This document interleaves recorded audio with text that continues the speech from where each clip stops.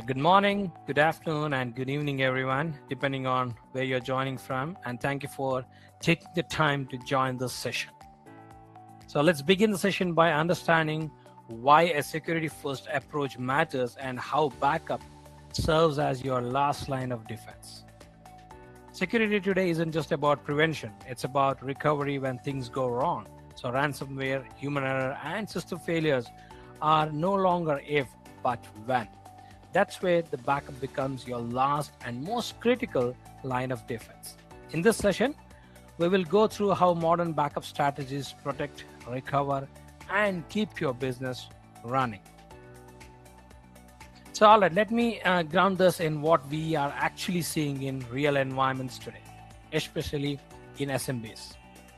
First, ransomware doesn't just target production data anymore. It goes after backup first. Because attackers know if they can take out your backups, they have taken away your ability to recover. And at that point, I believe you're forced into a corner. Second, these attacks aren't always instant. They're usually a dwell time, days, sometimes even weeks, where attackers are inside the environment quietly mapping things out. By the time encryption happens, they already know exactly where your backups live and how to get to them. Now, how do they get that level of access? In most cases, it's compromised admin credentials. Once they have an elevated access, they are not just encrypting data, they are deleting or corrupting backups as well. And that leads to the last point here, double impact. It's not just that your data is encrypted, but your backups are also gone. That's when recovery becomes extremely difficult, if not impossible. So if you look at it, this is where the gap really is in most security stack. You have got EDR and antivirus focused on prevention, firewalls protecting the perimeter, but neither of these are designed to recover your business after an attack. So that responsibility falls entirely on the backup. And that's why we say backup isn't just an IT operations anymore. It's a critical security control. It's your last line of defense when everything else has failed. So the real question is not do you have backup? It is your backup resilient enough to survive an attack and actually recover your business? Now, if we say backup is the last line of defense, immutability is really what makes that line hold during an attack. At a technical level, immutability follows a write once, read many model. Once a backup is committed, it's locked for defined retention period, no edits, no deletion, no overwrites. That lock is enforced at the storage level, not just at the application level. So if you see from the left-hand side there, the outcome we are aiming for is backup data cannot be modified, deleted, or re-encrypted. Even if a ransomware reaches the backup repository, it simply doesn't have the ability to change anything. Now, how is this implemented in real environments?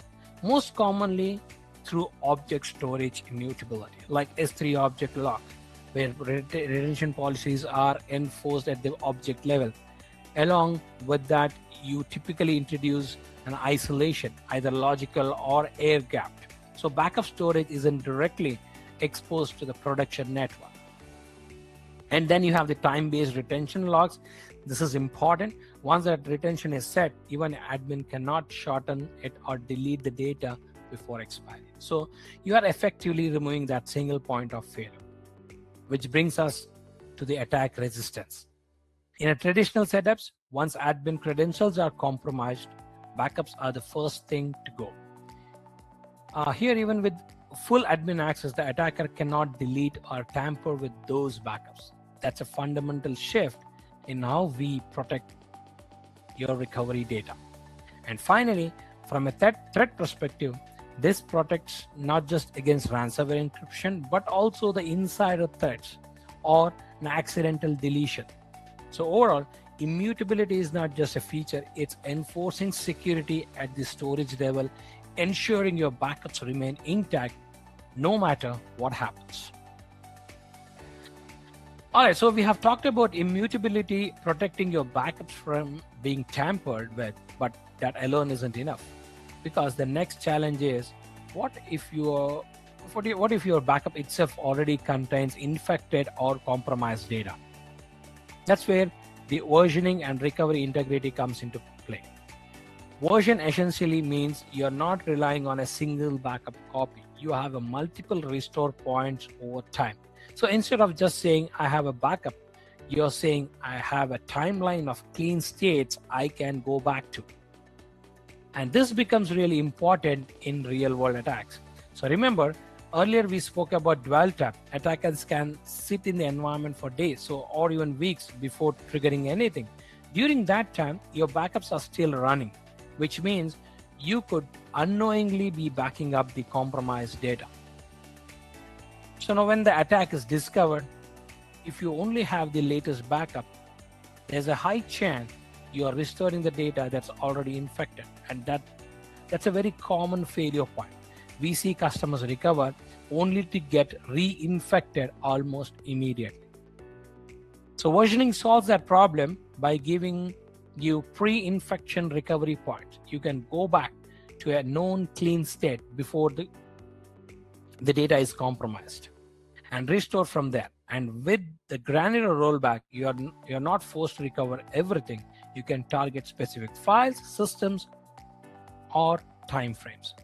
Now, if you look at the middle section, that's exactly the risk without versioning. You think you are recovering, but in reality, you're just reintroducing the problem back into your environment. So how do we do this right from a technical standpoint? First is backup frequency. The more frequent your backups, the more precise your recovery options. If you're backing up once a day, your recovery window is quite broad. If you're doing it more frequently, you can pinpoint a much cleaner restore point. Second is the retention. And this is very critical. Your retention needs to align the attack dwell time. If the attackers are sitting in your environment for say 2 or 3 weeks and your retention is only for few days or 7 days, you're already lost your clean recovery point. That's why we typically recommend at least 30 days or more, depending on the environment. And third is integrity checks.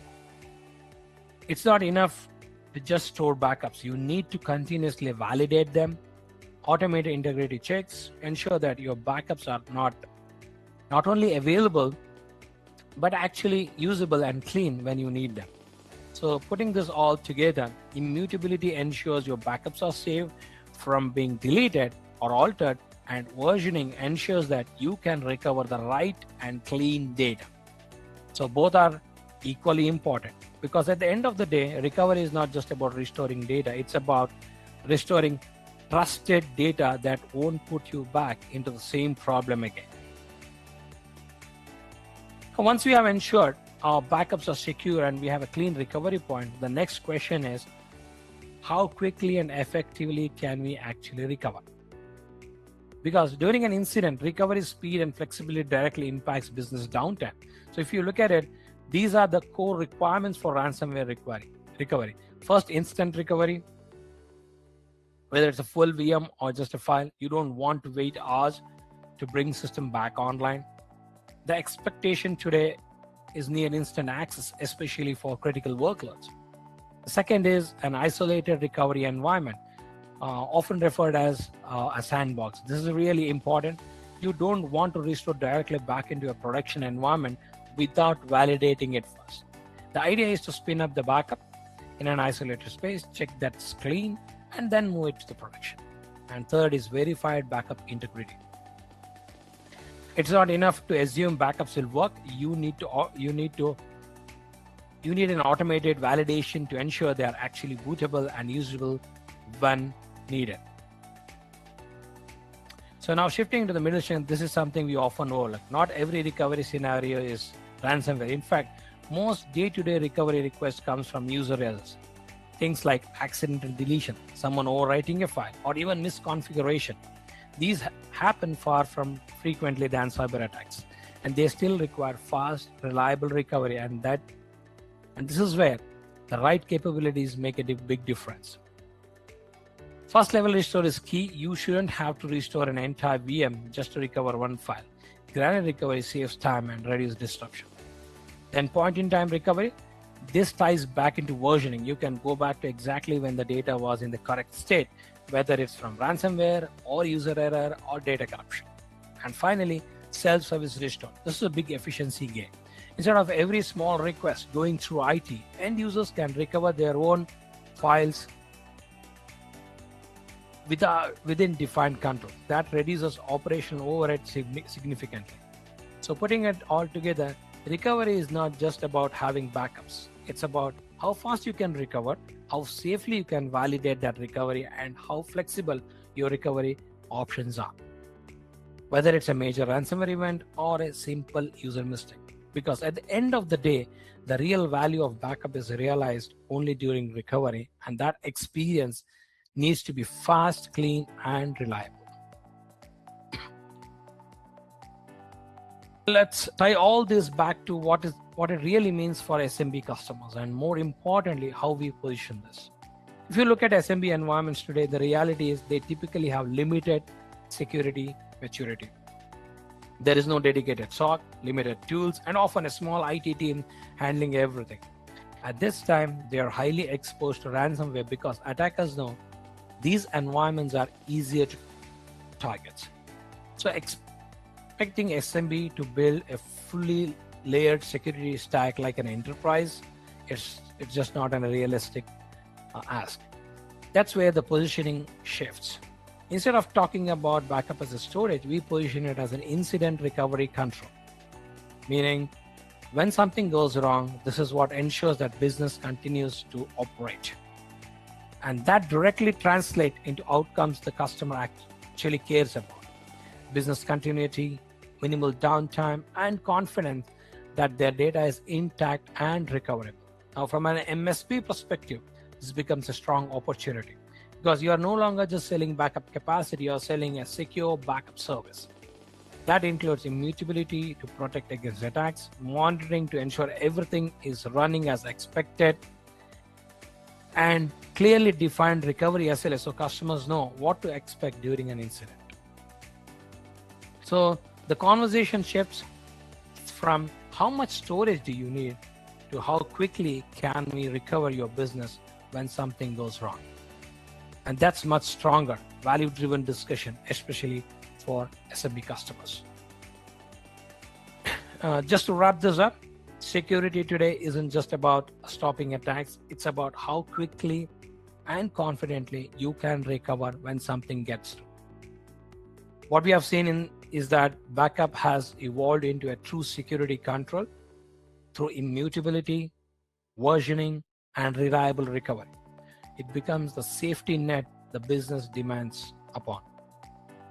For SMBs especially, this is one of the simplest and most effective ways to strengthen their overall security posture without adding complexity. And the partners and MSPs, it's a great opportunity to lead with value, focusing on business continuity and recovery outcomes, not just storage. So at the end of the day, it comes down to this. When something goes wrong, can you recover clean, fast, and with confidence? That's what really matters.